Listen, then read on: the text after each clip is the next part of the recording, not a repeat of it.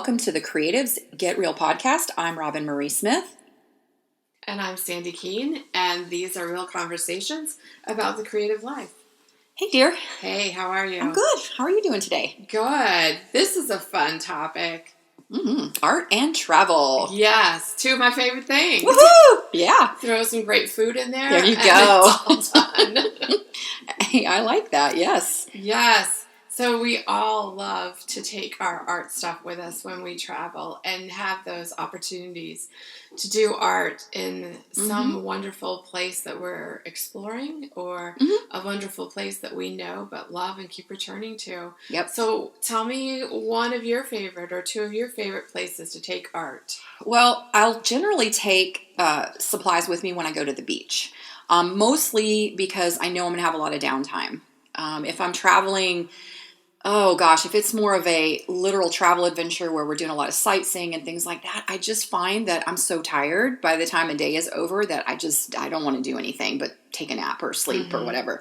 But generally I will take my art supplies, a limited number of supplies with me when I go to the beach because I'm not going to be on the beach all day and I like to kind of hang out in the house and just be in a different environment and just kind of work on things while I'm watching TV or whatever, hanging out with my hubby. So yeah, generally that's where I'll take my stuff when I go.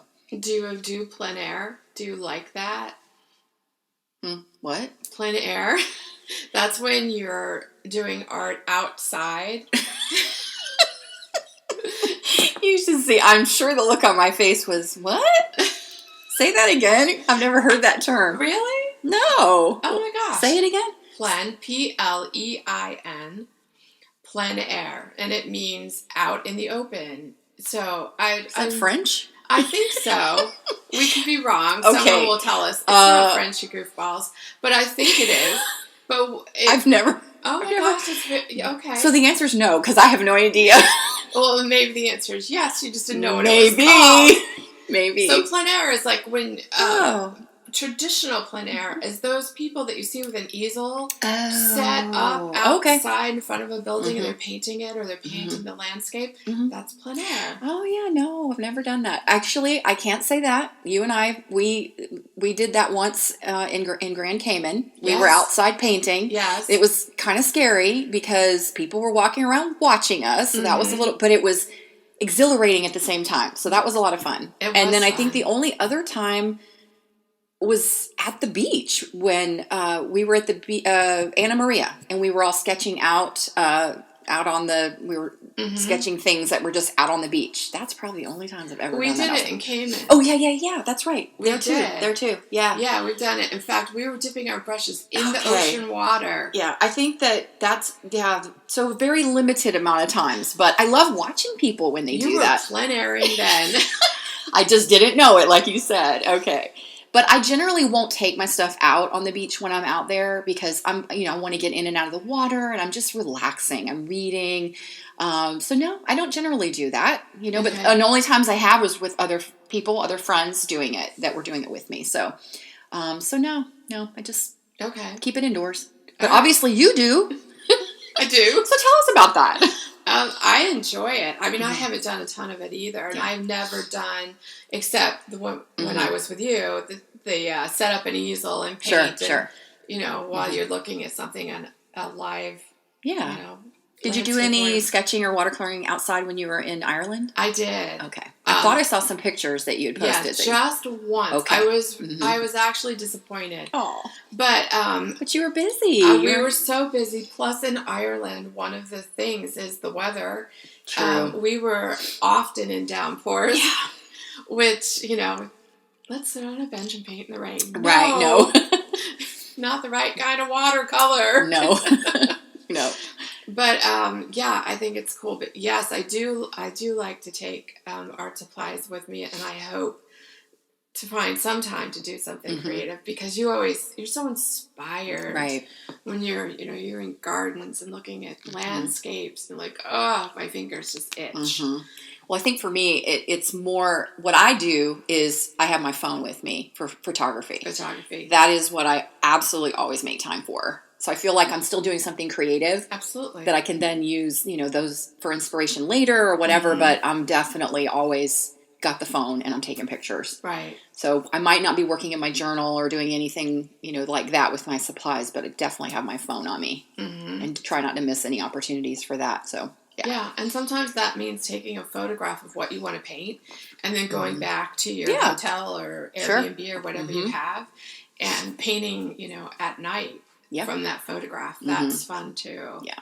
And that's what I enjoy is, especially like I said, taking my stuff to the beach, is that I'm usually kind of tired at the end of the day. I don't even stay at the beach that long, but if I come in at 3 or 4 and I take a shower and get all cleaned up, and then the evening starts to come, and then, it gets whatever time it gets dark, and it's like I want to sit down and just kind of start playing a little bit just to kind of end the day. And so, so that's what I'll do. But I still only take a limited amount because I have in the past taken, like a big, huge bin full of stuff, and I don't ever use it all. So it's like, why lug all that stuff? Make it easy on yourself. Yeah. So how big is the container, the pouch? Is it a pouch that you take? Yeah, I have a couple of them because I have, I have one that I like to put my papers in that are in the remember we talked about this on one of the episodes. They're in these like clear glassine bags. They're all like separated by colors and things, and I like to tuck those in. And then I have a smaller pouch with like my scissors, crayons, pens, pencils, things like that, glue stick. And then depending on the journal I bring, that can either fit in a pouch or I just put it in a bag. So I have one bag and then I put those items inside the bag that are in the pouches. Are your typical tote bag size? Is that about what you're limiting yourself to? Yeah. Yeah. Okay, so one tote bag. I try to, just put it in there. Or depending on how the storage is with the vehicle we're taking, I can sometimes get them in like not a big plastic bin with a lid, but I can stick those things in one of those, kind of plastic. Like shoebox or a little bigger than that. A little bit bigger than that. Okay. Maybe 2.5 size shoebox, maybe. Okay. About that. And that's easy because I can stack it and then I can just put everything in it really easily and then just, move it around. But I try to limit myself because I've taken stuff before where I just load it up and it's like, why am I doing this? This is too much stuff. I'm not going to use all this. So, right. Yeah. So what was the process that you went through of limiting? Like, how did you figure out what it is that you really need and what you're never using? Yeah, I think from experience of taking things and going, all right, do I really need every color of paint? And if I do want to bring basics, the black, the white, but you can get smaller tubes of things too. So I'll often pick things up like that. And then I can throw in a couple, greens and pinks or whatever. And then I think it's just saying, all right, if I'm sitting in my studio space working, what are the things I'm always grabbing for? And you know what they are. Right. You know the things that you're constantly reaching for and you know the things that are tucked away that you sometimes use. So it's kind of easy to narrow that down if you just say, okay, these are kind of my favorites. So it's just a short trip. It's not like you're going away for 6 months. Right. It's just a short trip. So just limit yourself to those few things. So, yeah. So how about you? I'm like you. I work best with very limited supplies. So I would take some sort of journal or watercolor paper, or it's usually my pocket journal. I'll take that to work in, one palette, 2 brushes, something to hold water, paper towels, a pen, baby a pencil. wipes. I don't take baby wipes. I take baby wipes. That makes because sense. I'm using glue stick and paint. Yeah. And that's about it. Yeah. And I can get all of that in a little bit bigger than a pencil pouch. Nice. Yeah. So. See, that's even smaller. Yeah. Yeah, I try to work. I like you, and because I came from the scrapbooking world, where we had those giant suitcase things, and oh my word, it was like moving your house to a crop. Oh, it was. Oh my goodness, I remember. It would take you an hour and a half to set it up, and 2 hours to tear it down, and it was too much. It was like building a condo on your table.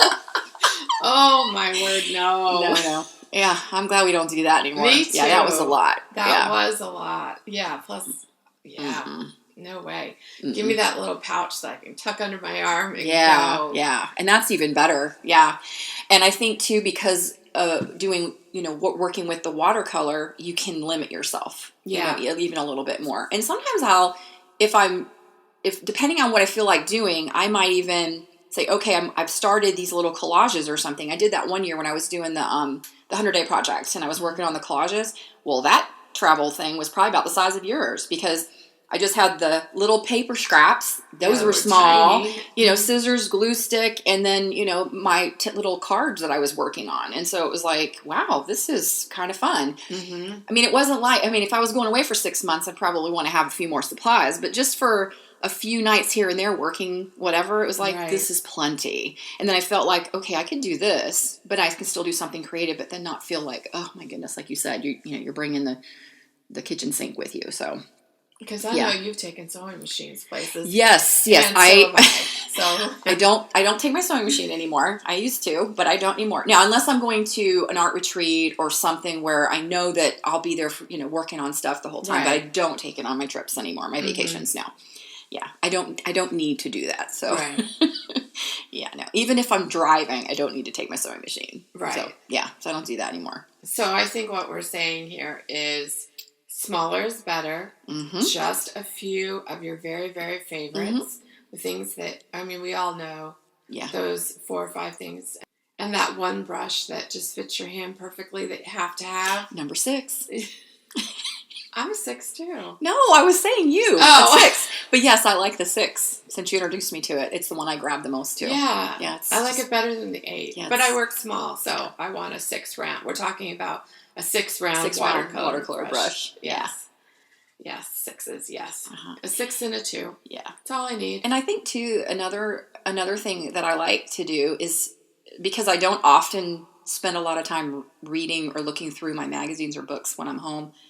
I try to, but, you know, other things get in the way, is I like to take that art book or that magazine that I haven't gotten to yet and take that with me as well.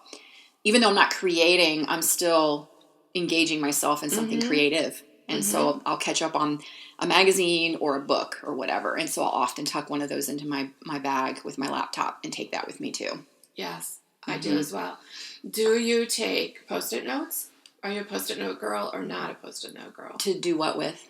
Oh, I like to make notes to stick in my book, you know, paint this, love this color, buy this. So yes, you Yes, do I that do. too. In fact, a lot of the books and magazines you'll see in my bookshelf have the Post-it notes sticking out. Yeah. I got those little ones, the little strips, because they don't take up quite as much Little room. flags. You can't write on those as well, but yes, that way you can easily reference back to what you were looking for, Yeah. Mm-hmm. Yep, I do love that. Post-it note, pencil, new book or magazine, going through and go, yeah, this, or like, ooh, look at that color. So for those of our listeners who tuned into our art or gifts for artists or art gift, you did hear about our wish list. So did you get the book? I did get the book. I posted on Instagram me working in it, and it's as good as I had hoped. Yeah, I'm sure some of our listeners were wondering if you had gotten it. So Yes. I did see your post. So it's like, that one looks really, really interesting. And I saw that, I'm going to say at least 5 people said, hey, I got that book too. And we're talking Awesome. about How to Draw Inky Wonderlands by Johanna Basford, Yeah. so that we know what we're talking about. Yep. Yes, I did. Everything that was on my list, I did get. Nice. So, yeah. Everything I asked for was like $15 and under. Yeah. This was not a big Oh, present yeah. What about you? I'm trying to think.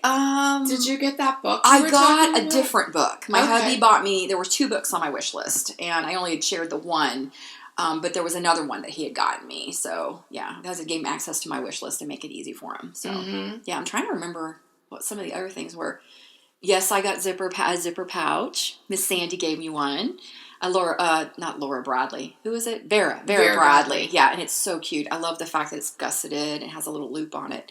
So, yeah, no, it was good. There were, I can't remember all the stuff I had said. Did you get the volcano diffuser? I didn't get that, but I got the lotion. Okay. So now I have a new bottle of lotion, hand cream. So, yeah. Well, my husband listens. He listened to the podcast, and he got me the diffuser Did you wanted. Oh, boy! Because I said, ooh, I want that. Uh-huh. Really? Yeah. Have you used it yet? Yeah, it's out in my living room. Yeah, I sniff it when we walk by. Okay. Yeah, I have, it's still on there, but that's okay. He knows, Yep. Yeah. Well, birthday. That is so funny. Yeah, I he love that. listened to it. When I opened it, I'm like, how'd you know? It's like, I listened to your podcast. That was funny, though, that he wrote down what you and I both wanted, and That's hilarious. I got them. I didn't get your book, though. That's so funny. Oh my goodness. All right. So anything else on the art and travel? I I don't know. I don't think so. The secret for me is pouches. Both of us zip pouches, and I mean a zip top bag works just as well. Oh, absolutely. A sandwich kind of bag. If you don't, if you're not a pouch hoe like we are, for sure.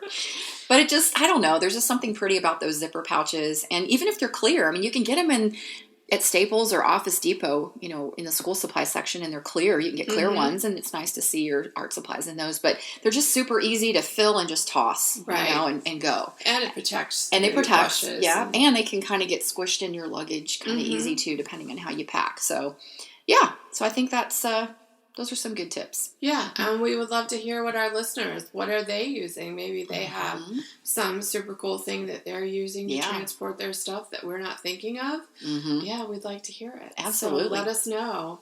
Yep. All right, guys. Thanks for listening. Bye. Thank you for listening to this episode of Creatives Get Real. We love hearing from you. So hop on over to Instagram and leave us a comment. And we also appreciate reviews on iTunes.